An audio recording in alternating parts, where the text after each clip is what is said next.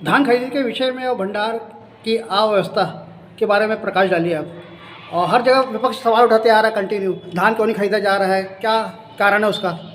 देखिए, सर्वप्रथम मैं बोलना चाहूँगा कि विपक्ष को सवाल उठाने का अधिकार ही नहीं। पहला चीज़ ये है कि पूर्ववर्ती सरकार में 13 लाख किसानों का 13 लाख किसानों के 2 साल का बकाया था, जिसे वर्तमान सरकार विष्णुदेव साय जी की सरकार ने 3,716 करोड़ रुपए का भुगतान हमने किया।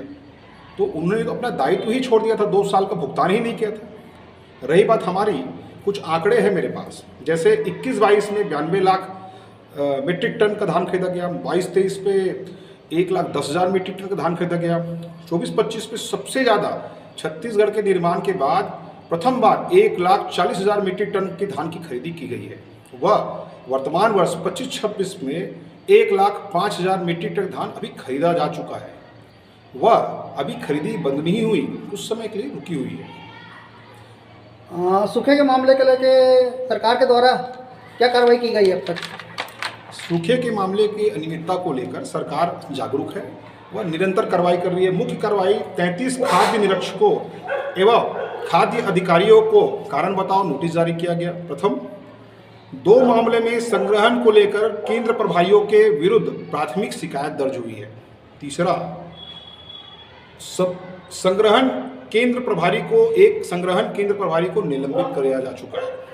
23-24 सुखद के मामलों में 6 जिला विपणन अधिकारी, 6 संग्रहण केंद्र प्रभारियों को कारण बताओ नोटिस राज्य सरकार ने इशू कर दिया है। राज्य सरकार जागरूक है, राज्य सरकार भ्रष्टाचार को जीरो टॉलरेंस की नीति हमारे आदरणीय प्रधानमंत्री जी की है, वही तर्ज पर राज्य सरकार भी काम कर रही है, जीरो टॉलरेंस पर।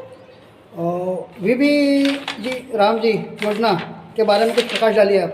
देखिए, विकसित भारत जी राम जी विजन, विकसित भारत का जी राम जी विजन एक्ट 2025, यह मुख्यतः विकसित भारत 2047 की ओर, जो हमारे प्रधानमंत्री जी का सपना है विकसित भारत 2047 की ओर ही एक मजबूत कदम है। विकसित भारत जी राम जी का मुख्य लक्ष्य रोजगार सृजन करना, बेहतर आजीविका सुरक्षा को सुनिश्चित करना, वह उन्नत रोजगार की कानूनी गारंटी जो है जी राम जी योजना प्रदान करती है।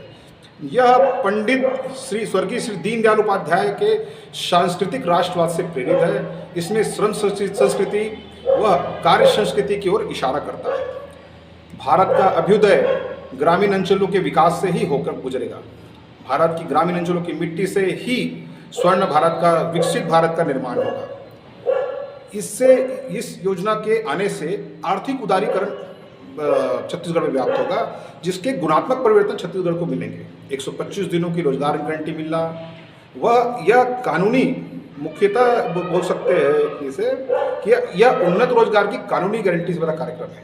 इसमें अगर किसी कारणवश सरकार रोजगार नहीं प्रदान कर पाती तो इसमें भत्ते का भी प्रावधान अभी केंद्र सरकार ने किया है। आपने पूछा था भंडारण के विषय में सवाल, तो भंडारण के विषय पे ऐसा नहीं है कि छत्तीसगढ़ में व्यवस्था नहीं है। मुख्यतः 4,04,000 की क्षमता वाले 236 गोदाम हैं जो राज्यों में विभिन्न जिलों पे व्याप्त है। इसके अलावा राज्य सरकार विभिन्न मंडी, उप मंडी व प्रांगण गोदाम निर्माण कर रही है, जिसमें 63 करोड़ 55 लाख रुपए के 1,48,000 मीट्रिक टन धान के 114 गोदाम स्वीकृत किए गए राज्य सरकार द्वारा। राज्य विपणन विकास निधि व मंडी समिति निधि, देश की प्राथमिक सहकारी समिति ने 612 किसान कुटीर जो 85 करोड़ के कार्य वो स्वीकृत कर रखे हैं। नवीन मंडी भाटापारा पर 54 करोड़ के कार्य स्वीकृत है। प्रगति पर 21 कार्य है। जसपुर जिला पर 46 धान उपार्जन केंद्रों में 39 करोड़ 58 लाख के कार्य स्वीकृत है। तो इस तरह से राज्य सरकारें मजबूती से इन योजनाओं को, इन व्यवस्थाओं को कर रही है, ऐसा नहीं। आपका परिचय दीजिए। जी, मेरा नाम रविंद्र सिंह है, मैं प्रदेश प्रवक्ता हूँ भारतीय जनता पार्टी किसान मोर्चा।